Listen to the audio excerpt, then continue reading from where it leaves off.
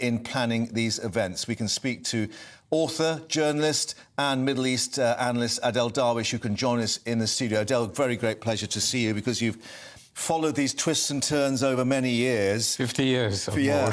What are you making of this and the timing and the way that everyone, including Egypt, has been caught unawares by this? Absolutely. I mean, there are actually three circles we look at. The timing and the region, why it's happening now, and who are Hamas.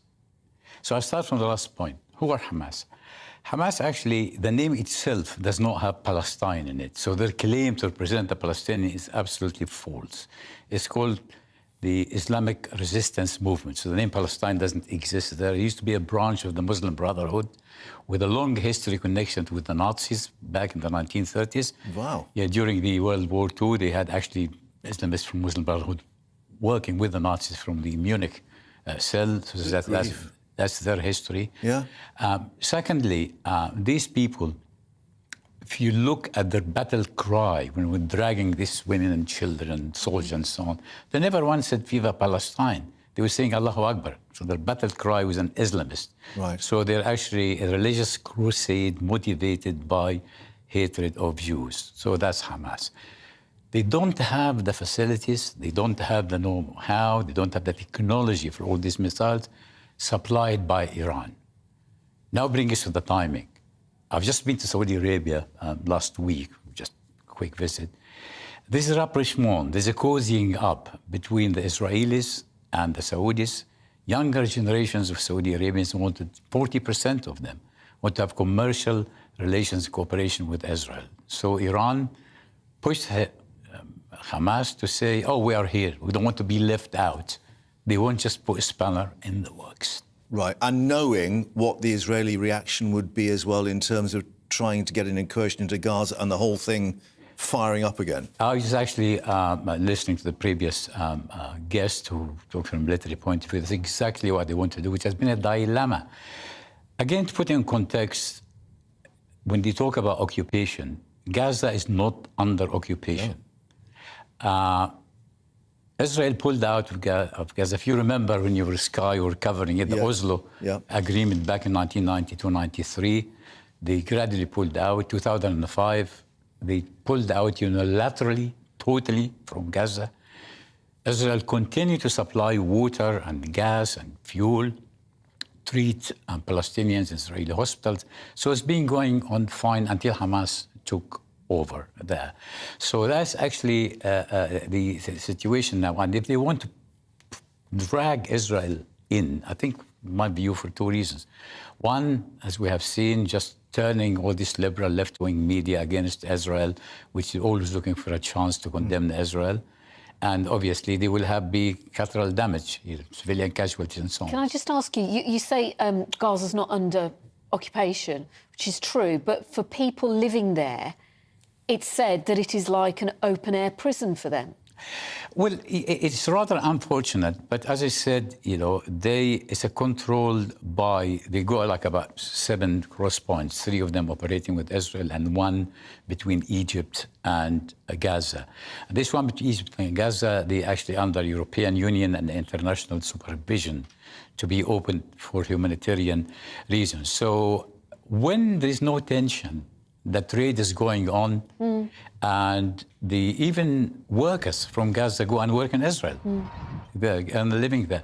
When tension is on and increased, obviously, these crossing points comes under scrutiny. Yeah. Latest we're getting from PA, dozens of Palestinians killed and wounded in Israeli airstrikes on a Gaza refugee camp. How does this play out? Because there are also, as we see, Ashkelon there, we've got more military vehicles building up. Suggestions from the United States there may be an incursion into Gaza itself in the next 48 hours. Does Egypt, does Saudi Arabia, does Qatar have any sway to be able to persuade Hamas and Iran to pull back? Well, I think Qatar, which is not on a good terms with Egypt and tension with Saudi Arabia, they have a leverage because the leader of Hamas actually lives in Qatar and financed by Qatar. But I think, again, the strategic point you have to be careful with, if the Israelis are dragged into a long war inside Gaza itself, Iran might push Hezbollah In the north. I was going to ask you, why have we not seen anything in the north? Because clearly last time this happened, there was a war on two fronts, effectively, with Hezbollah firing the rockets from the north. And I think that's actually that's why the Americans correctly moved a battle group into the area just in case. With an aircraft carrier, yeah. Just in case that the some terrorist groups, some Hamas, like Hezbollah and so on, would take advantage of a weakened Israel there. So that's why one have to be careful if the Israelis are actually get bogged down in Gaza, in addition, of course, to international pressure, and probably the Americans, and here, pressurizing them to stick within international law. But again, civilian casualties, which is tragically will become unavoidable. We were talking to Rabbi Jonathan Romain earlier, and he said this is about politics. It's not about religion. Do you concur with that? Well, yes, of course it's about politics, you know, like when the bigger players like Iran and Qatar and so on gaining. However, the young hotheads, like we've seen that policeman in Alexandria, for example, shot the Israeli tourists, yeah. Shot the Israeli tourists, and a poor Muslim guy tour there as well. So these hotheads don't quite understand that, but these ones are being fed a daily religious hatred, anti-Jewish propaganda, and that's why they've been moved there like pawns. However, as you said correctly, it's about politics, about the bigger picture. And on that, will Iran have played the chess game and looked ahead, knowing what the Israeli reaction is likely to be, knowing Netanyahu's difficult political position at home in Israel, and they may expect some overreaction, if you like, from Israel? Well, they were waiting for the overreaction because Netanyahu, I mean, again, I blame him for actually being his undemocratic move. He's under investigation. The judicial reforms. Judicial reforms. And he's been taking his eyes off the balls and focusing not on intelligence and on protecting his people, but on trying to avoid going to jail.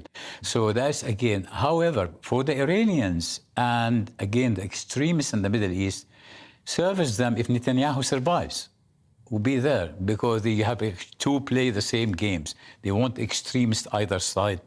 Because keeps fueling it. Keeps fueling it, and Iran not want peace. They have been putting spanners in the works every time there's a peace rapprochement coming. Previously, ceasefires have ultimately been agreed. Do you think that is not going to happen this time? It will take quite a long time because, again, someone somewhere needs to be speaking to the Iranians there who, despite that, Americans say, yes, we're going to have actually evidence that will stand up in court. However, we know that Iran pulling the strings. Someone needs to actually talk to them and say, what's your end game there? Adel, as ever, thank you for your wise words. Unfortunately, 50 years on, the story continues, of course, indeed. Thank you for joining us in the studio. Most welcome. And, of course, we'll continue to monitor the events for you live from Gaza.